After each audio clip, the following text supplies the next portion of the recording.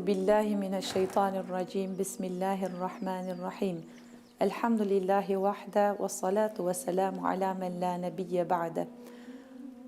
Falënderime dhe lavdimet i takojnë vetëm Allahu xhaleshanuhu, krijuesit të gjithësisë.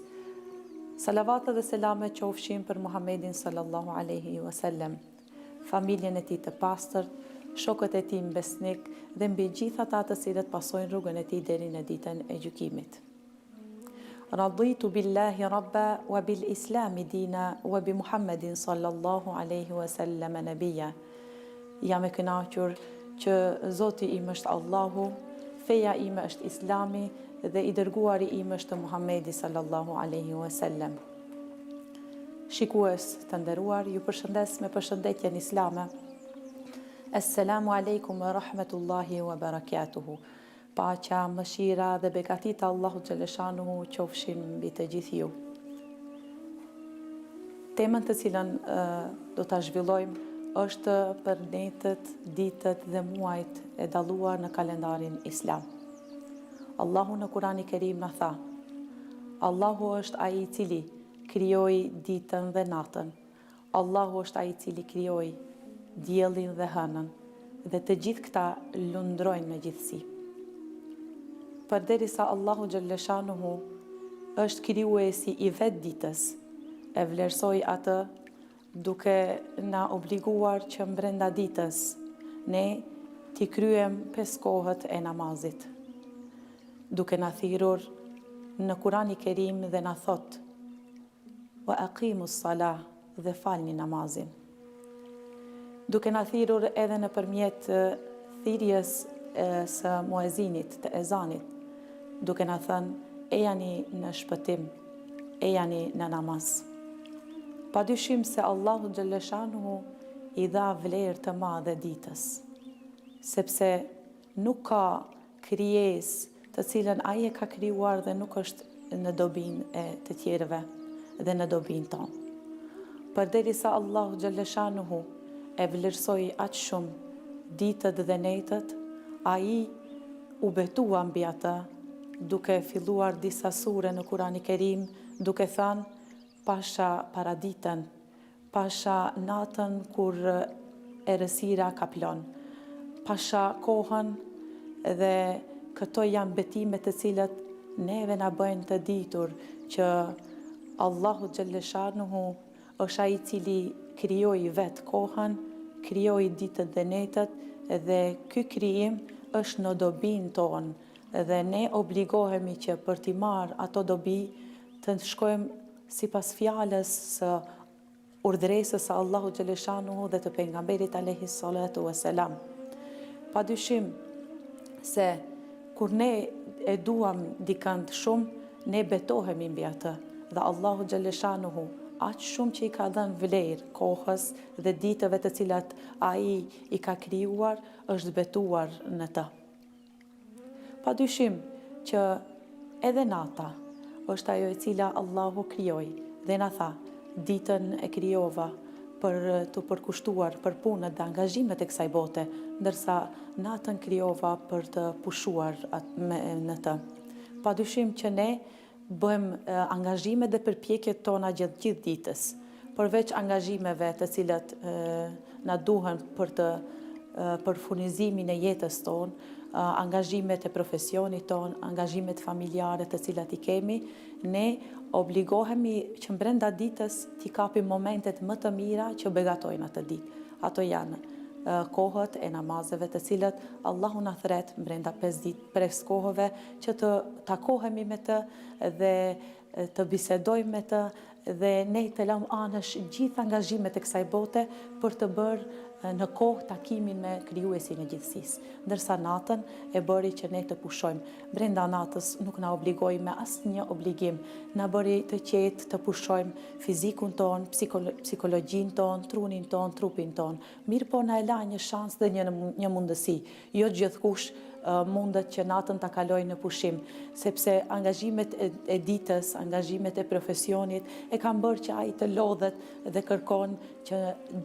të shprehet me dikë dhe ka lënë një pjesë të natës,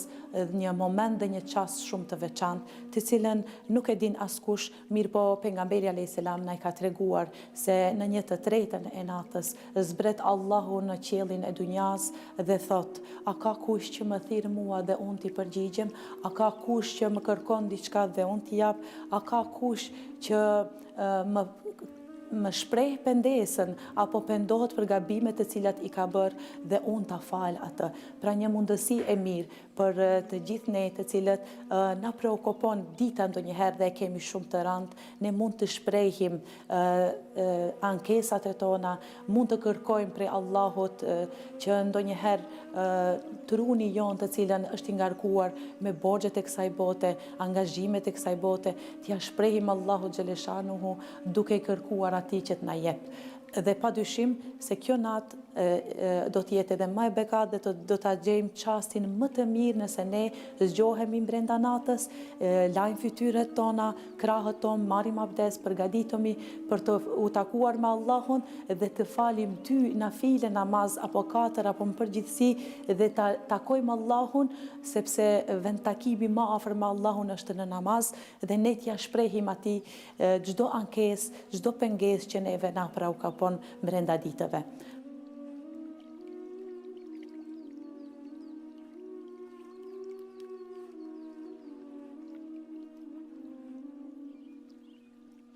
Allahu xhaleshanuhu ka dalluar çastet e veçanta, si që brenda ditës çastet e namazeve, brenda natës 1/3 e natës, padyshim që ka dalluar edhe çaste, kur jemi te çastet, ka dalluar çastin e ditës së xuma, momentin që thot pejgamberi alayhis salam që është një moment nëse ne Allahu na takon ose nëse ne e kapim këtë moment, Allahu do të na fal prej gjithë gabimeve të cilat i kemi bërë. Kur jemi të ditët dhe netët, padyshim që Zoti ka dalluar ditë dhe netë të dalluar dhe muaj të dalluar dhe i ka përmendur ato vetë në librin e vet. Pra do të fillojmë prej ditës së bukur dhe ditës së mirë që pejgamberi alayhis salatu vesselam nuk e ka anashkaluar, shpesh herë ka agjëruar ditën e hënë dhe të enjte dhe ka deklaruar që këto ditë janë të bukura dhe të mira për shkak se Allahu xhaleshanuhu shkojnë veprat tek Allahu xhaleshanuhu dhe ka dëshiruar që veprat e tia të pejgamberit alayhis salam të shkojnë duke qenë agjërueshëm. Dhe kjo është një shembull, një model për ne të cilët jemi fizikisht të shëndosh dhe nuk jemi në muaj të veçantë, as në ditët e veçanta, por e kemi praktik nga praktika e pejgamberit alayhis salam që të agjërojmë të hënë dhe të enjte për shkak se këto janë ditët e mira të cilat shkojnë veprat tona tek Allahu xhaleshanuhu. Më pas kemi ditën e xuma, ditën e bukur të javës, ditë festive, ditë ku të gjithë besimtarët mlidhen për të kryer një namaz të njëjtë, të gjithë besimtarët mlidhen në një vend të tubuar dhe lanë gjithë angazhimet dhe preokupimet e ditëve tjera. Padyshim që Allahu xhaleshanuhu na thot në një ajet kuranor, thot: ju që besuat, kur t'ju thirrin për të falur namazin në ditën e xumah, vraponi, thot ju, dhe shkoni për t'u falur dhe shkoni për ta ndëgjuar hutben apo këshillat e ligjëratave të cilat do të trajtohen në atë vend ku ti do të kryesh edhe faljen e namazit të xumas. Padyshim që kjo ditë është e bekuar, duke filluar prej në mëngjesin e ditës së xumah, të kërkojmë momentin të cilën ky moment nuk duhet të anashkaluar, është thirrja e Allahut që na thret, thotë që ju besimtar të tuboheni me një vend dhe të kryeni një namaz i quajtur namazi i xumas. Brenda ditës së xumas, përveç namazit që e kryjm kolektivisht dhe ai është në 2 rekate, ne kemi obligime tjera të cilat pejgamberi alayhis salam në shumë hadithe na ka porositur që ne ditën e xumat të mos e anashkalojmë, ditën e xumat të kemi kujdes dhe të lexojmë shumë dua dhe lutje dhe sure. Bile janë disa sure dhe lutje të cilat janë të preferuara që të lexohen, siç quhet lutja apo surja e el xuma, siç quhet surja el Kahf, disa pjesë nga Kurani apo diçka nga Kurani, dhe mos të harrojmë se ai i cili na mësoi se si ta kalojmë ditën në xhumë është i dërguari jon Muhamedi alayhis salam që meritohet atë ditë ne ta kujtojmë duke i quar selam brenda ditës mbi 10 herë, mbi 100 herë apo mbi 1000 herë, sepse ai atë ditë pranon selamin nga ne. Më pas kjo ditë mbaron duke shpresuar që Allahu xhaleshanuhu të na fal dhe për atë është ditë e caktuar në kalendarin islam dhe me shumë burje e them që në vendet tona praktikohet falja e namazit e xumas, praktikohet kjo ditë dhe është e shënuar në shpirtat e besimtarëve dhe qytetarëve tonë.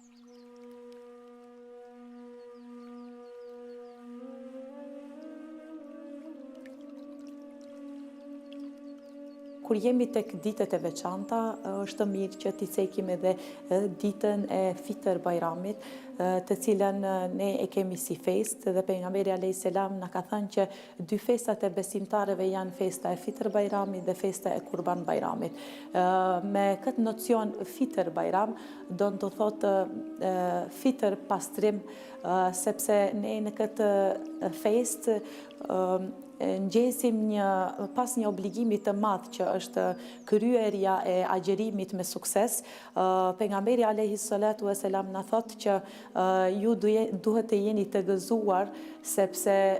ky muaj të cilën ju urdhruat që të agjeroni agjeruat, urdhruat që të faleni namaz nafile shtesë dhe ju falet, urdhruat që të angazhoheni më shumë dhe ju i bët këta, urdhruat që të jepni një lloj lëmoshe që quhet sadaka, pra ju i bët gjithë këta dhe respektuat fjalën e Zotit, pra ju shkoni në shtëpitë tuaja pas faljes së këtij namazit të Fitr Bajramit, shkoni në shtëpitë tuaja sepse sot është dita e shpërblimit. Dhe kështu me këtë nënkuptojmë që për ne dita e bajrameve është dita e shpërblimeve. Ne në këtë ditë festojmë shpërblimet e tona të cilat i kemi arritur gjatë 30 ditëve në Fitr Bajram, padyshim që obligohemi përveç obligimit të agjerimit që e kemi 30 ditë radhas, ne në fund të një ditë para ditës e Bajramit obligohemi, na ka obliguar pejgamberi alayhis salam që të japim një lëmosh që quhet sadakatul fitr dhe ato jepen për çdo individ të cilët gëzojnë të drejtën për të jetuar. Kjo është një lloj lëmoshe që na pastron nga lëshimet e tona që i kemi bërë gjatë Ramazanit, nga fjalët e këqija, sjelljet e këqija, mbi gjitha është një lloj sadake e cila e gëzon një varfanjak, e gëzon një të varfër, e gëzon një jetim, e gëzon një njeri që nuk ka pas mundësi të gëzohet njëjtë sikur ti dhe të vesh rroba të reja për ditën e festës së Fitr Bajramit. Padyshim që kjo fest kremtohet me anë të mbledhjes së gjithë njerëzve ku turmohen në mëngjes të ditës së Fitr Bajramit dhe falin një namaz që quhet namazi i Fitr Bajramit. Gjithë së bashku pas kryerjes së namazit, ata urojnë njëri tjetrin për këtë festë, urojnë duke i thënë që dashtë Allahu xhaleshanuhu që shpërblimet që i kemi bërë gjatë gjithë muajit të Ramazanit ne t'i korim në ditën e sodit. Më pas kemi festën e Kurban Bajramit, një ashtu edhe kjo festë bjen tek hadithi i pejgamberit alayhis salam, siç ka thënë që festat e besimtarëve janë festa e Fitr Bajramit dhe Kurban Bajramit. Njëjtë sikur Fitr Bajrami, po ashtu edhe Kurban Bajrami, vinë këto festa pas një kryerje të një farzi të Zotit dhe quarja në vend të një obligimi të Zotit, ku ishim tek agjerimi, siç është obligimi i tretë i besimtarët, mirë po në Kurban Bajram neve na mundësohet që nëpërmjet kryerjes së obligimit të pestë të haxhit të festojmë shpërblimin, i cili shpërblim festohet në ditën ku të gjithë njerëzit tubohen në një vend dhe falin një namaz i quajtur namazi i Kurban Bajramit, emërtohet në këtë emër për shkak se ka histori të veçantë dhe jam e bindur që për të trajtuar historinë e të gjithë këtyre ditëve dhe netëve të caktuara na duhet edhe kohë më shumë dhe mundësi më shumë. Mirë po do t'i ceki vetëm si emra për të ditur çdo besimtar se çfarë festa kemi ne si musliman. Kur jemi te Kurban Bajrami, padyshim që Kurban Bajrami ka vetë emrin që në këtë festë ne obligohemi që të thërim nga një kurban. Ka historinë e vetë, kur Ibrahimi a.s. urdhëruar që të bëj kurban djalin e tij, Ismailin a.s. dhe mori masat për të kryer atë vepër, ta çon në vend urdhrin e Zotit, pra thika ishte ajo e cila nuk preu djalin e vet Ismailin dhe Allahu pa që vendosshmëria e birit të Ibrahimit dhe Ibrahimin a.s. Ismailit dhe Ibrahimi që e keshin ndaj urdhrit të Zotit, ai shpërblej atë duke ja dërguar dhe duke ja pruar një dash nga qielli dhe e urdhroi që në vend të djalit të vet të bën kurban dashin dhe prej atëherë ne kemi traditën e Ibrahimit a.s. Thërjen e kurbanit në këtë festë. Padyshim që vendi të cilën është bërë kjo ceremoni nëpërmjet Ibrahimit a.s. dhe Ismailit është Mina, ku pelegrinazhet tonë apo mysafirët e Zotit, haxhilerët tanë, në ato momente ku ne festojmë këtu Fitr Bajramin, ata janë në atë vend dhe edhe ato presin nga një kurban, padyshim që të plotësohet obligimi i tyre i haxhit.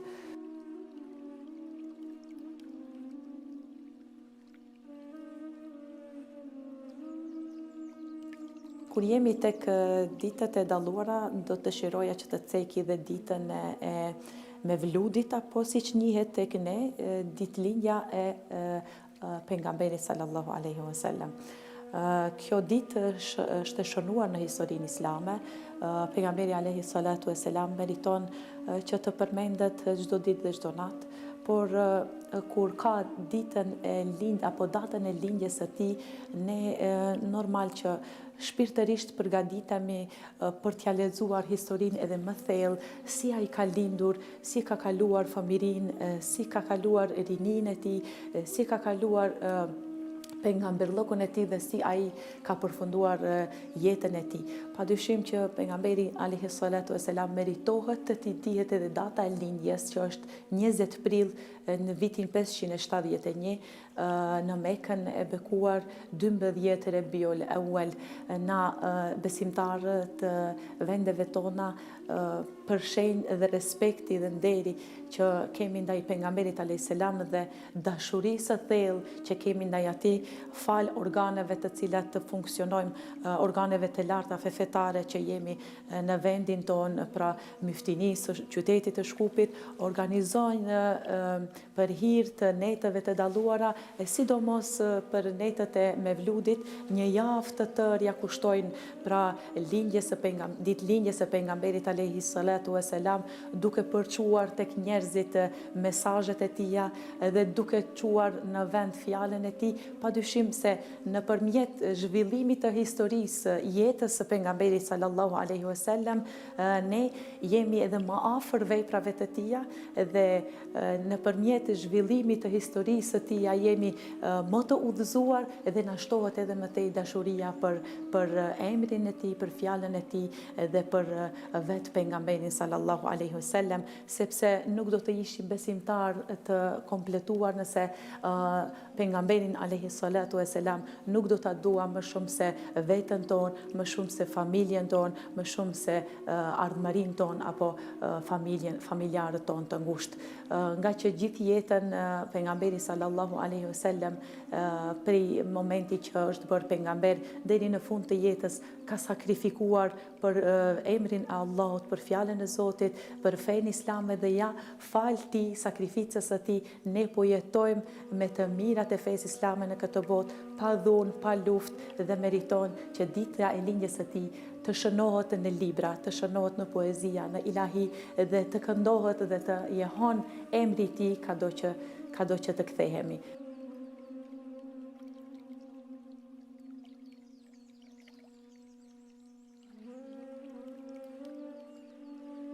Dita Arafatit gjendet një ditë apo është një ditë para Kurban Bajramit në një vend të caktuar me një obligim të caktuar ku pelegrinazhet tonë, haxhitët tonë, haxhilerët shkojnë në vendin e Arafatit për të kërkuar falje prej Allahu Gjeleshanuhu dhe nëpërmjet kësaj shkuarje dhe nëpërmjet këtij akti kompletohet obligimi i tyre, obligimi i haxhit. Kjo ditë është e shënuar në kalendarin islam dhe duhet të jetë e shënuar edhe në zemrat tona. Jo çdo herë e kemi mundësinë të jemi në mesin e pjesëtarëve të haxhive, por ne këtë shpërblim mund ta arrijmë edhe duke qenë në vendet tona, në ditën kur njerëzit janë në Arafat dhe i përgjërohen Allahut dhe i kërkojnë falje, ditë që fillon prej në kohën e drekës deri në kohë të mbrëmjes, që nuk obligohesh as me namaz, as me agjerim, haxhinët nuk obligohen me asnjë obligim tjetër, vetëm që t'i ngrejnë duart lart dhe të kërkojnë prej Allahut falje për mëkatet e bëra gjatë gjithë jetës të cilat i kanë bërë. Dhe me këtë ditë ku përfundojnë Arafatin, qëndrimin në Arafat, ata marrin epitetin si haxhi. Por ne arrim këtë shpërblim të ditës së Arafatit, ku ata në atë vend të caktuar, me lutjet e tyre, me obligim të caktuar, e arrin shpërblimin, ne arrim shpërblimin duke kaluar atë ditë me agjerim. Dhe ka thënë pejgamberi sallallahu alaihi wasallam që ditën e Arafatit ne të jemi agjerueshëm në mënyrë që të mbrijmë shpërblimin e atyre të cilët janë në vend të caktuar, dhe ai i cili agjeron këtë ditë është sikur ka agjeruar tër jetën. Padyshim se është e veçantë kjo ditë, për shkak se një ndër citatet të cilat gjendet në hadithet e pejgamberit alayhi salatu wasalam thotë është madhështore kjo ditë për shkak se Allahu Gjeleshanuhu në këtë vend e ka falur Ademin dhe Havën për gabimin që e kanë bërë. Në këtë vend i tubon të gjithë njerëzit dhe në këtë vend i fal të gjithë njerëzit. Në këtë vend ka shtubuar edhe pejgamberi sallallahu alaihi wasallam dhe ka kërkuar falje për të gjithë gabimet të cilët i kemi bërë dhe do t'i bëj popullin përgjithësi. Të nderuar shikues, kjo ditë nuk duhet të humbaset, për shkak se në këtë ditë ka mbaruar dhe shpallja e pejgamberit alayhis salam dhe është fjalimin që e ka mbajtur pejgamberi alayhis salam të para të pranishmëve në ditën e Arafatit e ka përfunduar duke i urdhëruar me punë të mira, me këshilla të mira, e ka përfunduar me ajetin që i ka ardhur në atë moment dhe ai është ajeti i fundit që Zoti na thot në Kur'anin e Kerim, Bismillahirrahmanirrahim, El-yawma akmaltu lakum dinukum wa atmamtu alaykum ni'amati wa raditu lakum al-islam dina. Thot sot përsosa për ju fen tuaj dhe plotësova dhuntin time dhe zgjodha për ju islamin si fe. Padyshim që Allahu në këtë ditë mburet para melekëve dhe thot ju thot melaqeve që shifni robrit e mi i kanë ardhur prej vendeve të ndryshme për të më kërkuar falje mua. Thot kanë ardhur të lodhur dhe kanë lënë anësh më të ngushtit e ty, familjarët e vet, dhe këto të lodhur dhe të rëskapitur në këtë vend më kërkojnë mua që t'i fal dhe unë të gjithë këta i kam fal.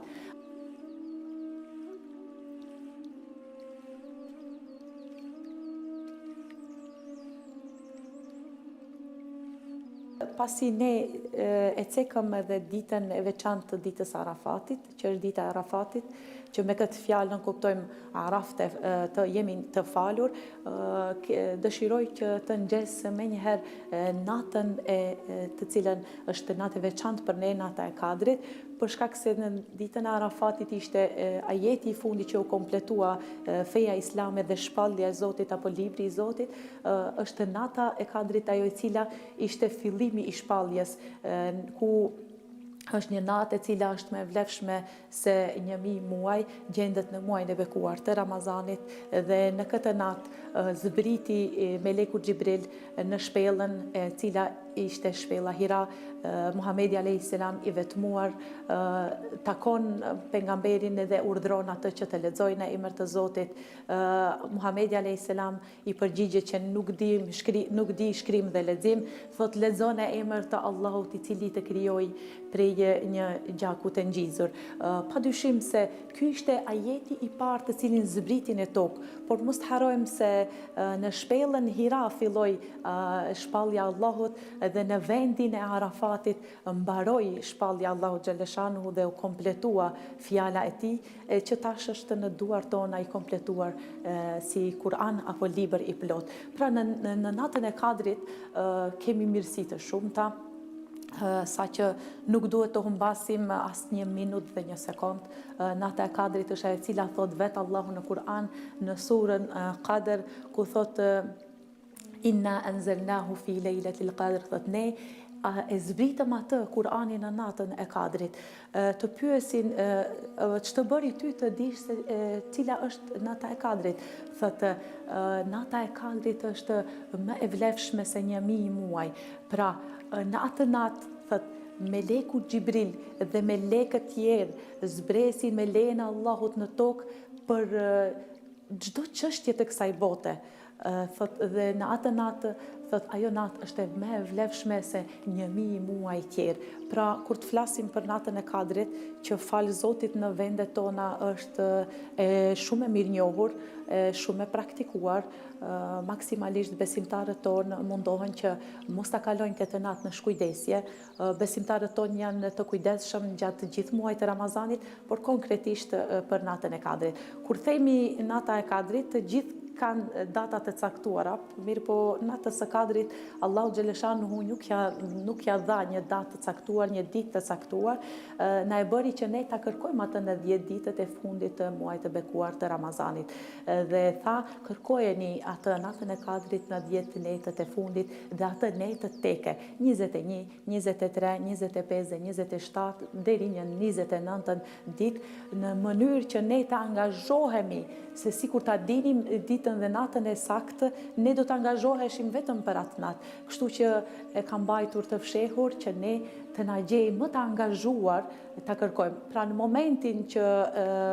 natën e Kadrit ne e kapim, duhet ta dimë që në atë moment ka vizituar Allahu xhaleshanuhu me melekët, pra të kanë vizituar nëse ti ke qenë duke bërë namaz dhe je shënuar si gjithë jetën ke falur namaz, nëse ty të ka vizituar kjo natë dhe e ke të i kaluar me ibadete tjera, do të shkruash në atë lloj ibadeti që ty të ka takuar. Pra ata të cilët e takojnë këtë natë janë të falur për gjithë mëkateve dhe Allahu xhaleshanuhu do t'i shkruaj si vepër mirë që gjatë gjithë jetës kanë vepruar në atë vepër e mirë.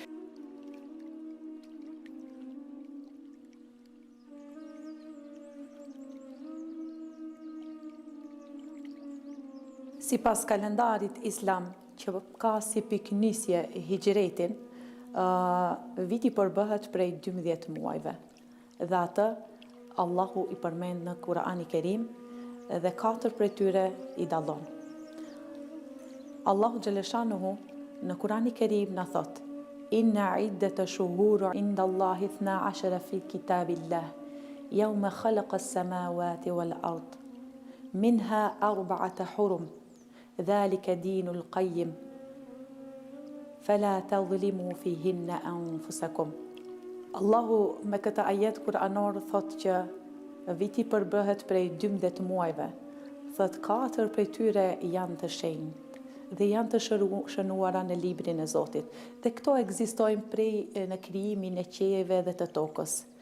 Thot, mos i bëni padrejti vetvetes në këto 4 muaj. Me këto fjalë Allahu xhaleshanuhu na bën të qartë që ne duhet të kemi kujdes gjatë disa muajve dhe këto muaj me emra nuk i ka cekur Allahu në Kur'an i Kerim, është ai i cili na e komenton Kur'anin, pejgamberi alayhi salatu vesselam, që na vjen me një hadith ku thot se vërtet viti përbëhet prej 12 muajve, 4 prej tyre thotë janë të shenjtë dhe i përmend me emra duke filluar Dhul-Hijja, Dhul-Qa'da, Muharram dhe Rexhebi. Padyshim që dëshiroj të ceki se kemi shkelur në 3 muaj të shenjtë.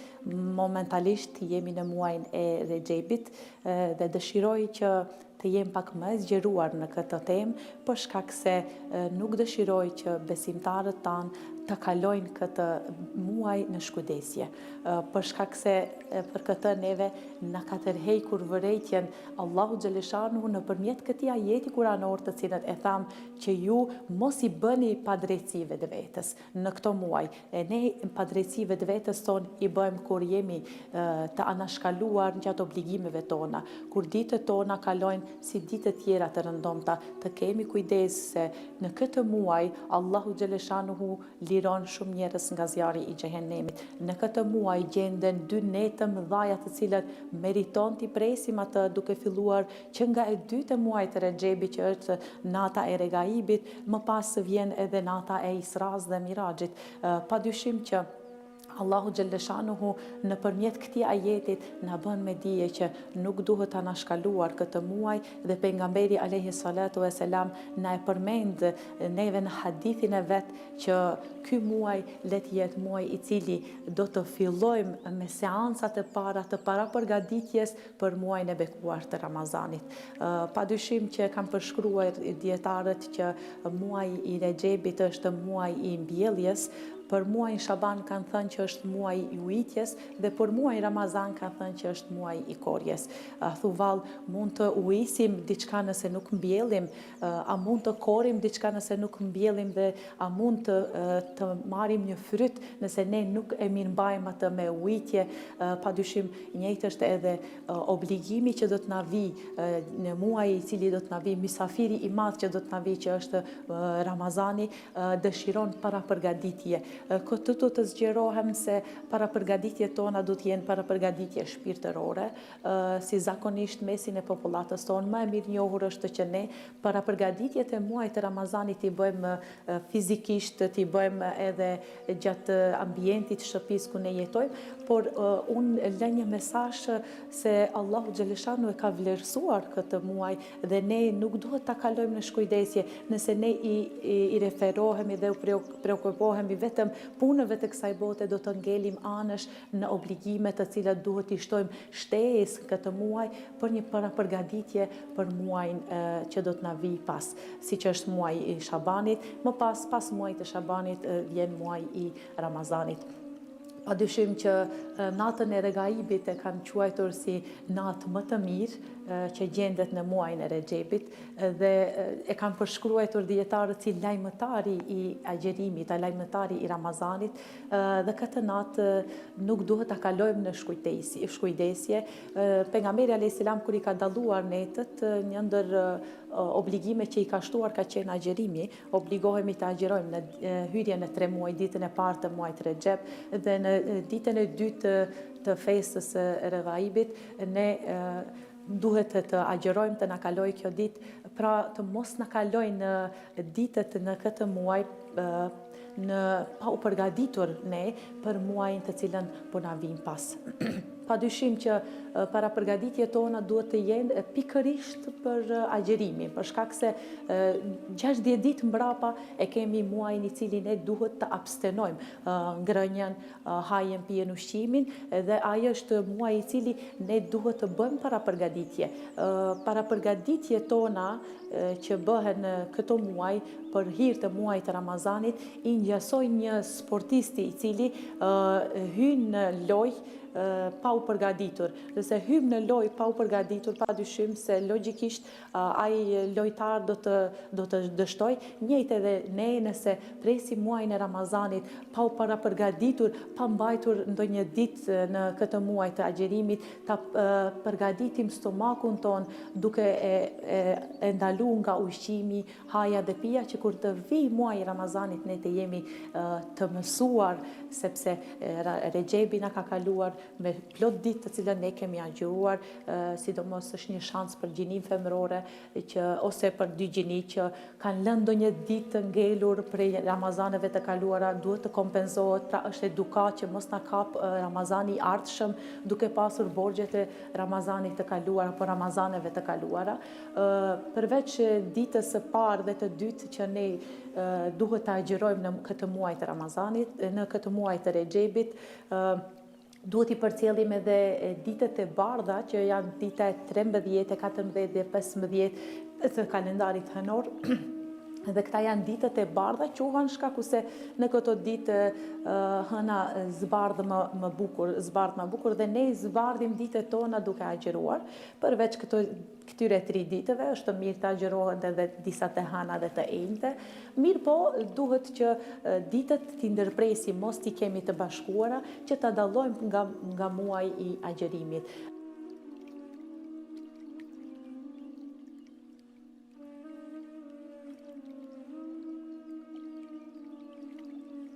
Në këtë muaj ekziston edhe nata më madhështore, e cila është nata e Isras dhe Miraxhit. Kur jemi te kjo natë, dëshiroj që të them se në këtë natë, jo që ne duhet të kemi për obligim ndonjë namaz ekstra apo ndonjë ibadet apo obligim, por duhet të them që është një festë të cilën ne duhet ta shënojmë në zemrat tona, në familjet e tona, tek besimtarët e tonë, duke lexuar, trajtuar historinë e kësaj nate. Pra kur jemi te Israja dhe Miraxhi, duhet ta mendojmë që është bërë një obligim. Atë ditë është bërë obligim namazi dhe për ne është ditë e veçantë padyshim. Quhet Isra dhe Miraxh sepse pejgamberi sallallahu alaihi wasallam prej Qabës ka shkuar në xhamin e Aksas, Mesjidul Aksas, që nga namazi që kanë falur në atë xhami, Allahu ja ka mundësuar që ai të ngjitet në lart në qiell, në Sidretul Muntaha, duke i kaluar 7 kaçej, duke takuar shumë pejgamber, duke dialoguar me ata, më rinë deri në Sidretul Muntaha, e njohur apo e përkthyer në gjuhën tonë si Sidra e skajme, që mirësitë në atë vend nuk kanë fund, dhe në atë vend nuk mund të hyjë askush tjetër pos shpirtrave të mirë, e që shpirt më të mirë se pejgamberi alayhi salam nuk do të mund të gjenim. Pra aty gjendet Gjennetul Aden, Gjennetul Mewa dhe Gjennetul Firdaus. Dhe në atë vend Allahu urdhëroi pejgamberin alayhi salatu wassalam me një urdhër që është falja e namazit, duke dhënë një shifër shumë të lartë, tha që urdhëroi besimtarët të falin 50 kohë të namazit. Në moment që zbret në qiellin më poshtë takon Musain alayhis salam dhe ai bën një kërkesë, thotë shko lut Allahut që këtë shifër ta pakson, sepse pejgamberi Musa alayhis salam ka pasur problem shumë me popullatën e vet dhe ka thënë që populli që do të vijë pas do të jetë shumë të neglizhent ndaj urdhrave të Allahu xhaleshanuhu, dhe ra prej 50 kohë të namazit ra në shifër shumë të vogël që është 5 kohë të namazit, mirë po vlerën e ka sa kur 50 kohë të namazit. Pra më pas vjen muaj Shaban, muaj i cili pejgamberi alayhi salatu wassalam e ka dalluar shumë dhe ka agjëruar shumë. Kur e ka pyetur Aisha radiallahu anha që pejgamberin alayhi salatu wassalam ashtu duke agjëruar, aq shumë që ka agjëru, ka menduar se nuk ka shkëput asnjë ditë. Por kur e ka parë që nuk është agjëru, aq shumë nuk ka agjëru saqë ka menduar se nuk ka agjëru asnjë ditë nga muaji i tij. Kështu që ka dalluar nga muaji Ramazanit dhe ka agjëruar ditë dhe ka pushuar ditë. Do të thonë nuk e ka kompletuar të tërë muajin që të agjëroj. Është mirë që pasi ne më jemi në fund të këtij muaji të Rexhebit, ta presim muajin e Shabanit me më shumë ditë të agjërimit, pse se ka shumë transmetime të haditheve ku thot pejgamberi sallallahu alaihi wasallam është një muaj që Allahu fal, jep risk, është një muaj që shkruhen të mirat dhe shumë fishohen të mirat, është një muaj që pejgamberi alayhis salam e ka veçuar shumë dhe ka agjëruar aq shumë sa që ma shumë se sa muaj i Rexhebit, mirë po e ka dalluar nga muaj i Ramazanit, pra e ka dalluar, nuk e ka agjeruar komplet. Pra është e papëlqyer që në muajin Rexheb dhe Shaban ne të agjerojmë vazhdimisht komplet një muaj të kompletuar, për shkak se duhet të dallojmë muajin e Ramazanit.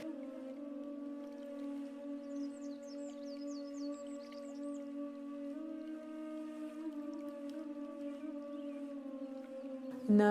muajin Shaban, padyshim që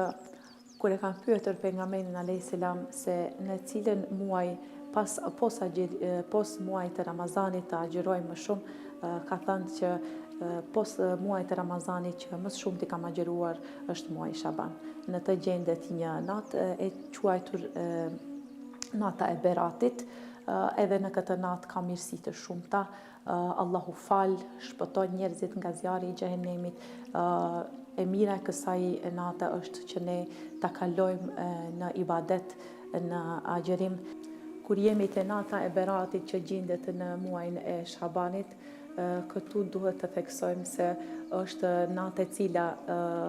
Allahu me urdhrin e tij urdhëron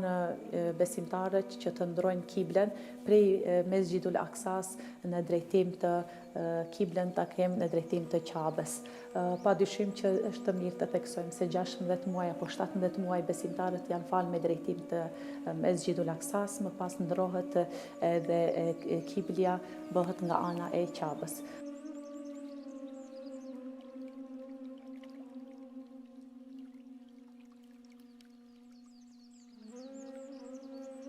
Pas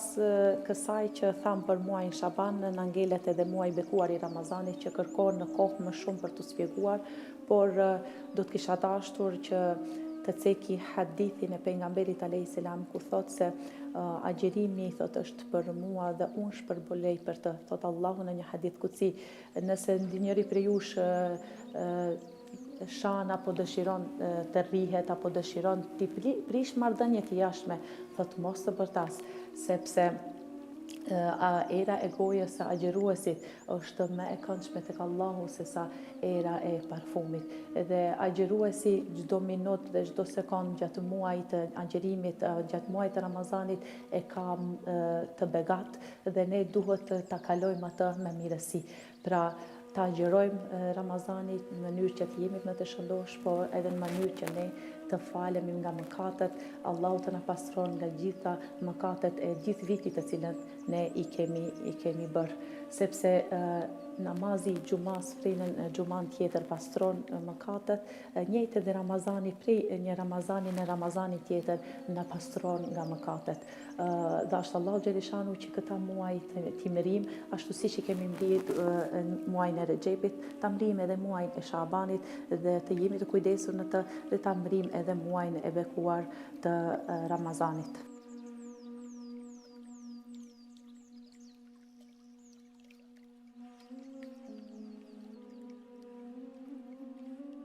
Për shkak se përmendëm muajin e bekuar të Ramazanit, dëshiroj që të theksoj edhe ditën e veçantë të këtij muaji, siç ishte nata e Kadrit dhe filluam në fillim të ligjëratës dhe e përmendëm atë, ka ngelur pa e përmendur që në këtë muaj edhe është dita madhështore ditë e luftës së Bedrit, ku besimtarët arritën një fitore të madhe nëpërmjet ndihmës së Allahu xhaleshanuhu. Në këtë fitore Allahu xhaleshanuhu lëshoi mbi ta apo zbriti në tokë njëherë 1000 melek, pastaj 3000 e pastaj deri në 5000 melek që ishin si ndihmë për t'i mbrojtur muslimanët dhe për t'i korrur fitoren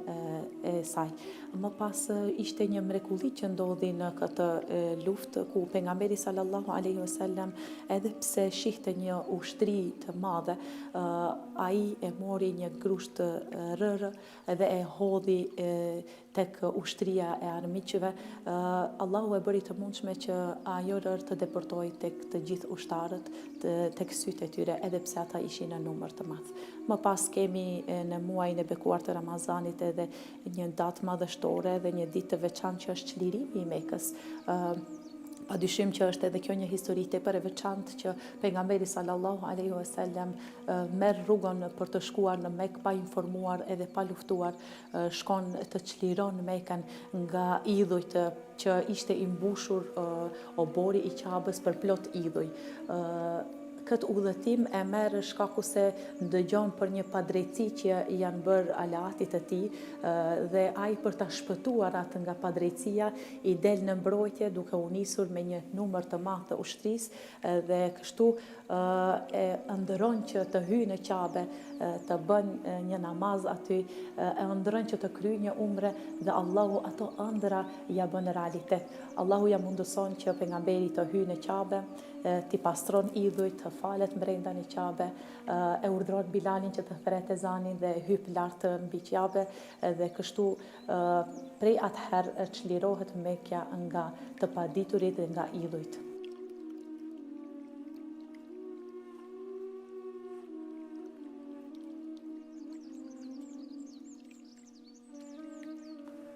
Kur i përmendë muajt e shenjtë Dhul-Hijja, Dhul-Qa'da, Muharram,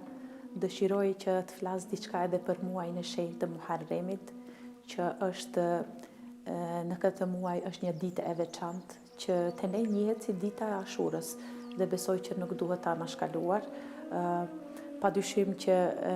ky muaj është fillimi i vitit të hijretit dhe padyshim që në këtë muaj Allahu xhelleshanuhu i fal të gjithë njerëzit të cilët ishin popull para neve, por thotë nëse ne në këtë muaj jemi prej atyre të cilët kërkojmë falje, Allahu do të na falë edhe neve si popullat. Padyshim që pejgamberi alayhis salam ka urdhëruar që të agjërohet në ditën e 10 të muajit Muharram, që quhet Ashara, në gjuhën arabe Ashara është numri 10, ndërsa te ne është e njohur si dita e Ashurës dhe në ditën e 10 të muajit Muharram pejgamberi alayhis salam ka urdhëruar që të agjërohet. Vlen të theksohet se në këtë ditë edhe para se të vi feja islame, edhe para se të vi feja e cila ne i përkasim,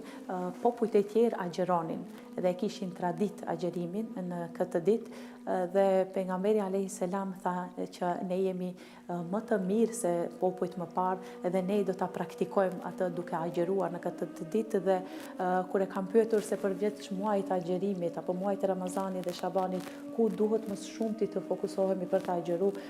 ka thënë që në muajin Muharram është mirë që të agjërohet në ditë. Pra është dita ku popujt më parë kanë ndruar atë ditë mbulesën e Qabës, një ashtu edhe Aisha radiallahu anha ka transmetuar dhe ka thënë se në këtë ditë padyshim se në këtë ditë e kemi veçuar shkaku se atë ditë e ndronin mbulesën apo pëlhurën e Qabës. Padyshim është ditë që duhet kujtuar se në këtë ditë Musaja alayhis salatu wassalam i ka ndodhur mrekullia që Allahu ndajti detin dhe kaloi me Beni Israilet në pjesën tjetër dhe në këtë ditë u mbyt pra faraoni dhe ne padyshim që këtë ditë nuk duhet ta anashkalojmë. Edhe për në fund mos ta harrojmë se nga festat apo nga datat më madhështore që kemi është edhe hijreti, që është shpërngulja e Muhamedit alayhis salam prej në vendlinjen e vet në vendin në Medinen, prej Mekës në Medinë, u shpërngul për shkak të torturave të shumta, mirë po atje filloi qytetërimi islam dhe filloi shteti islam dhe kalendarin islam. Po me atë shpërngulje tash gëzojmë këtë kalendar që është kalendari hënor apo hijreti. Ne shpresojmë që këto ditët dhe ne të caktuar të cilët i kemi cekur, do të zgjerohemi edhe më shumë, do të mundohemi të lexojmë edhe të shtojmë njohuritë tona rreth këtyre nedeve, do të mundohemi të jemi më të kujdesshëm që mos t'i anashkalojmë këto ditë dhe ne të dalluara në mënyrë që ne të marrim mirësi që Allahu i ka falur për ne. Mos të harrojmë se pa marrë parasysh sa obligime mund të shtojmë, pa marrë parasysh se ne sa mundohemi që t'i ikim rutinës ditore, siç është pra obligime ditore, pra për i ikur rutinës, Allahu e bëri netët e dalluar, ditët e dalluara që t'i ikim rutinës, që ibadetet e tona kur t'i shtojmë, apo obligimet e tona kur t'i bëjmë më shpirtërisht dhe ne i të ndryshojmë. Pa marrë parasysh gjitha obligimet që ne duhet t'i shtojmë dhe i shtojmë gjatë këtyre netëve, të mos harrojmë si pyksinim se ne duhet i bëjmë ibadetet jo vetëm rutinë, po t'i bëjmë shpirtërisht, edhe kur ata të bëhen shpirtërisht, do të ndryshojmë vetveten tonë, sjelljen tonë dhe karakterin tonë. Atëherë mos harrojmë se në këto ditë dhe netët të dalluar duhet edhe të kujtojmë një gjë se pejgamberi ka thënë se më i mirë se agjërimi, më i mirë se sadakaja vullnetare, agjërimi vullnetar, më i mirë se namazi nafile, është të pajtosh vëllezërit mes njëri tjetrit. Pra, mos të mbajmë hidrim, jemi në prag të këtyre muajve të cilat po na ofrohet edhe Ramazani, të pajtohemi me ata të cilat jemi të hidhruar, sepse kjo është edhe më madhështore dhe është një karakter islam. Qofshin në mbrojtjen e Allahut. Assalamu alaikum wa rahmatullahi wa barakatuh.